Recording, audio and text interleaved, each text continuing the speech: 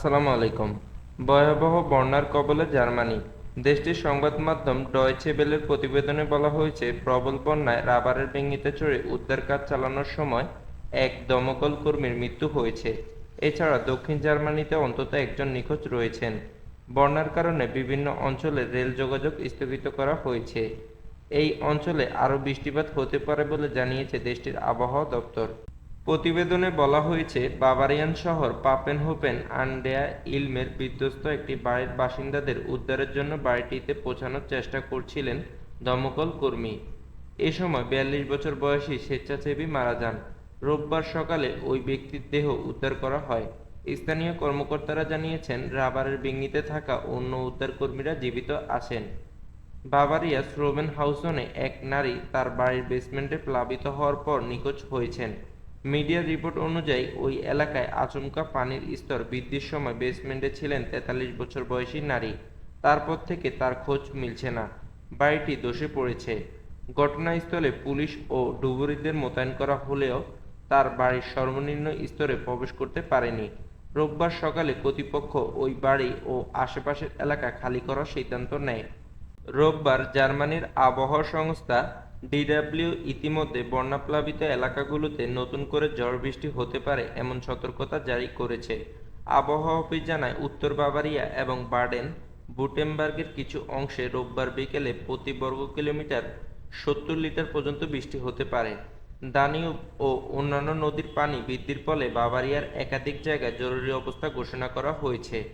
সাম্প্রতিক আবহাওয়া সতর্কতা বলছে, এই ঝড় সাকনি বা সাকনি আনহাল্টের রাজ্যের পাশাপাশি ডুরিঙ্গিয়াতে প্রভাব ফেলতে পারে।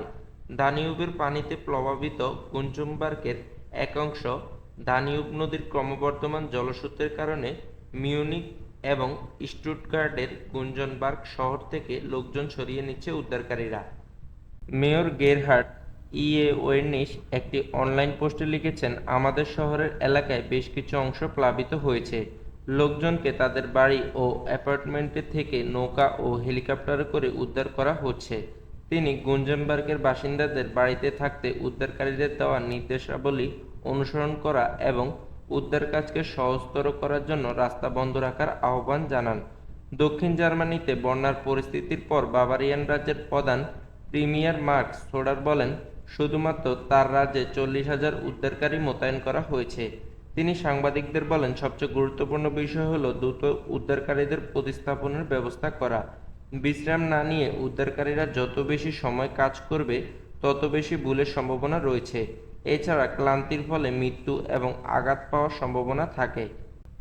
এদিকে দেশটির অর্থমন্ত্রী রবার্ট হাবেকের সঙ্গে একত্রে ক্ষতিগ্রস্ত শহর মার্ক রাইসাইস্টোফেন পরিদর্শন করেন সোডার।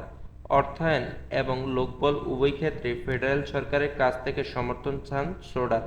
স্থানীয় কর্মকর্তারা রোববার জানান, বাভারিয়ান শহর পাপেনহোফেন আন ইলমের কাছে দানিউবের শাখা পার নদীর দুটি বাঁধ ভেঙে পড়েছে। স্থানীয় বাসিন্দাদের একতলা বাড়ি ছেড়ে যাওয়া এবং ভবনের উঁচুতলায় থাকার পরামর্শ দেওয়া হয়।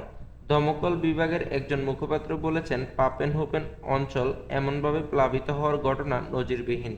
তার কথা, আমাদের আর কিছু করার নেই, আমাদের হাল ছেড়ে দিতে হবে। যদিও দমকল বিভাগের কর্মীরা এখনও মানুষের জীবন রক্ষায় কাজ করে চলছে।